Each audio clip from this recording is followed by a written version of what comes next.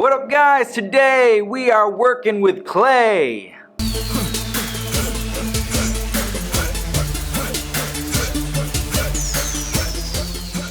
This is one of my favorite opportunities with you guys, which is the introduction of clay. Our first clay project that we're focusing on this year is going to be pinch pots. Pinch pots are a great way to start off your experience with clay. Getting your hands in the clay, start shaping, forming, and really start understanding what it takes to be able to get clay to work with you. You can't force it, and you can't make it do whatever you want it to do. You kind of have to work together. And what I mean by work together is you just got to know how it works. Guys, the history of clay goes a long, long way. Every civilization used clay in order to benefit their way of living. Clay pots, clay jars, clay pitchers, really they use clay to be able to hold just about anything, but specifically liquids. Hunting and gathering tribes of people would use clay in order to hold water and hold elements in which they would use to cook with. And even to this day, we are digging up artifacts that are thousands and thousands of years old that are made of clay.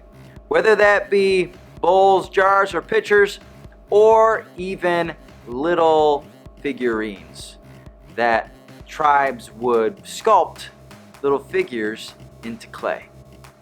Pinch pot is the fundamental way of making a pot.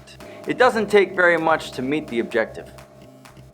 Basically, you got a ball of clay, you put your thumb in it, and you pinch it. So follow the steps, follow the instructions, and this is how you can make a pretty cool looking pinch pot. Alright, so for this clay project, the materials that you need are water, a pick to be able to score and slip with, and then also your piece of clay. For clay projects, you also need a canvas board. The canvas board is extremely important because the canvas board collects the clay dust, which protects our lungs so that we're not breathing in clay dust. And then also the canvas board helps prevent our clay from sticking to the shiny surfaces such as the tops of the tables. If we were to do our clay projects on the tops of the tables, our clay project would stick and then we wouldn't be able to get it up other than cutting it. So that would be a sad day and we don't want that. The steps for making a pinch pot.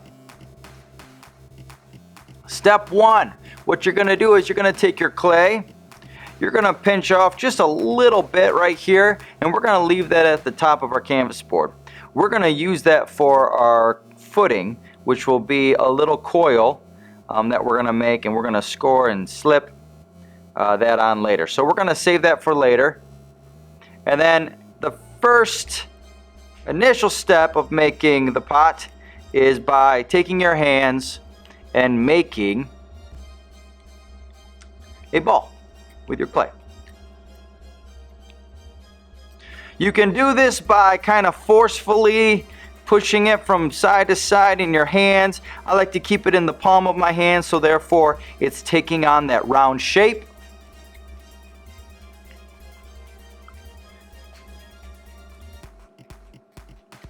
I'm not being too forceful with it to where it's changing the shape. Nope, it's keeping it nice and round. And also the other thing is I kind of want to work fast. I don't want to work nice and slow to where the moisture is being stolen from the clay onto my hands. You can see already that my hand is stealing moisture, and we don't want that. So once you're done, you put it down on the canvas board and you're gonna wait till the next step is ready.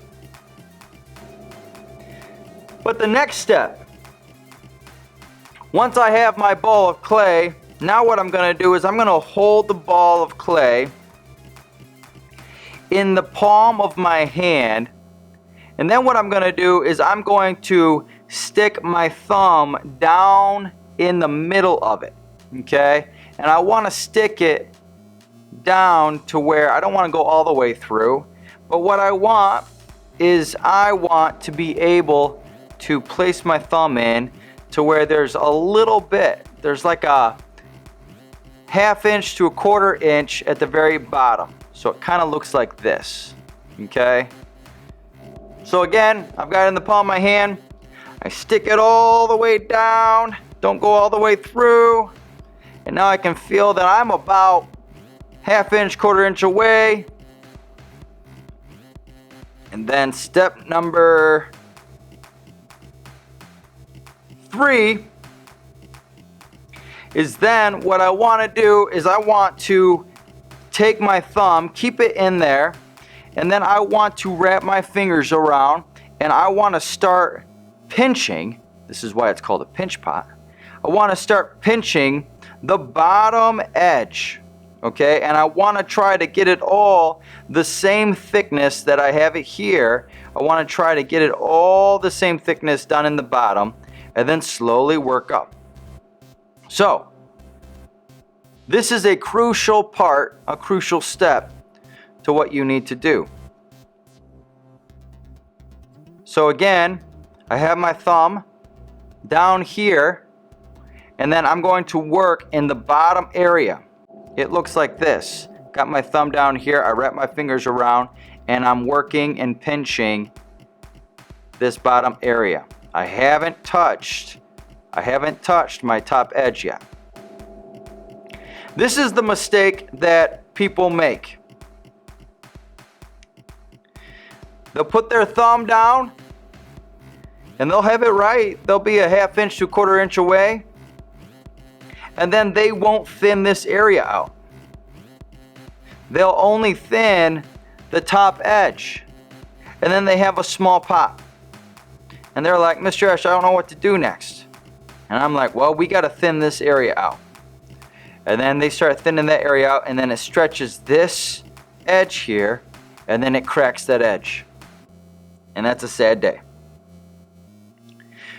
A few reasons why we want to make sure that we follow the right directions and that we thin the wall out, the bottom out first. One is because if you start in the bottom and work up, it's not going to crack your top edge. It allows the clay to expand in a proper way rather than forcefully stretching. When you forcefully stretch clay, it cracks. So you're going to want to crack on you. The other reason why you want clay to be an even thickness is because clay dries. And when it dries, clay shrinks. And if clay has different thicknesses, what's going to happen is the drying time for this spot of clay is going to be a lot shorter than this spot of clay. And if this spot of clay shrinks faster than this part of clay, guess what happens? It cracks, and it's a sad day.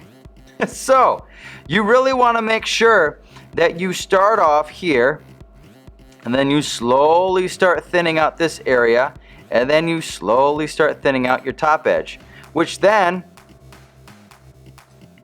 looks like this. This is step 1, thumb down. I'm starting my thickness. Step 2, work from the bottom up. And then step 3, continue up to your top edge. This is how you do it. I've got my thumb in there. I'm now wrapping my fingers around. I'm twisting my pot around, so therefore I can feel and make sure that everything is the same thickness down in this bottom area and this bottom edge.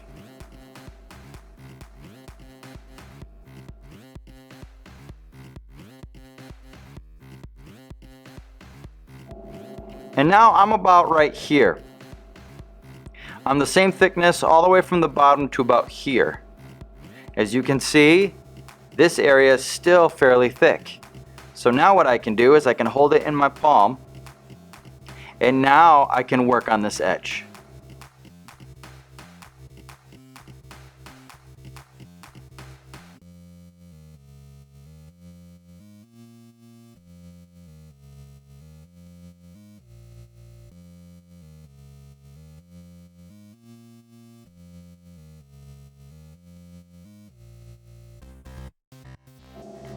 And look how nice that pot is. That's a nice sized pot.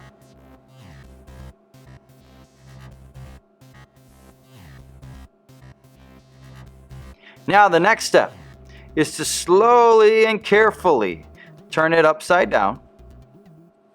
Okay? And now what I'm going to do is create my footing with that extra piece of clay. I'm going to start off by making just a little bit of a worm. Now what I'm going to do is put it on the canvas and just very carefully roll it on the canvas. So therefore, I've got a worm or a snake. But in the clay world, we call this a coil. Now, I'm going to map out where I want my coil by placing it down, and then I'm going to take my scoring tool and I'm going to very lightly and carefully place down a circle on the inner part of where my coil is going to be. Set that aside, turn my coil upside down, and then I'm going to score and then slip. Scoring is by making little marks in the clay.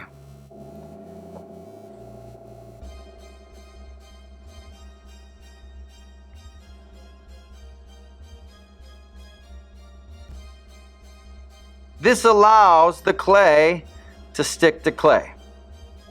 So I've scored this area. Now what I got to do is score the top of my pot.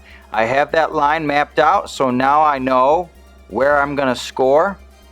And we want the scoring to be nice and small, and we want a large number of scoring.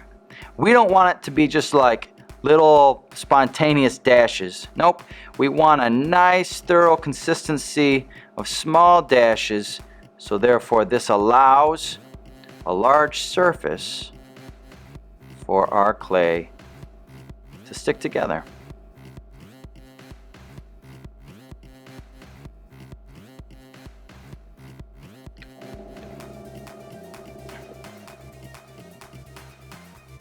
Now that I've got the bottom of my pot scored and my coil scored, now what I'm going to do is I'm going to slip.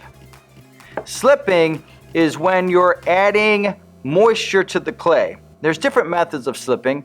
You can use a muddy substance that's made from adding water and clay together. But I find it just as easy to dip your fingers in some water and add the moisture onto the clay.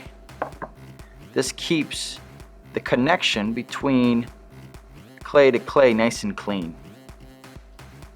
Now what I'm going to do is take my coil and add it on to where my coils are touching coils. I'm following the map of my line that I drew on my pot.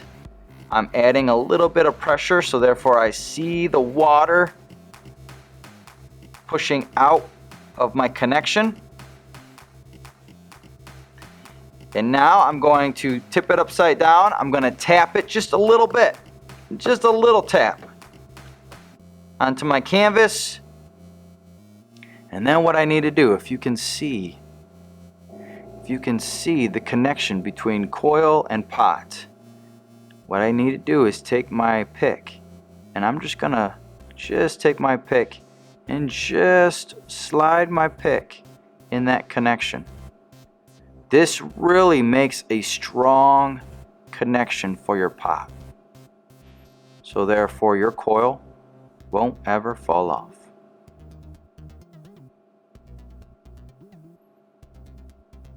Your footing will keep your bowl from ever tipping. It'll stand straight up Nice and neat. Guys, there's your coil pot. Have fun with this. Learn something new today and continue being creative.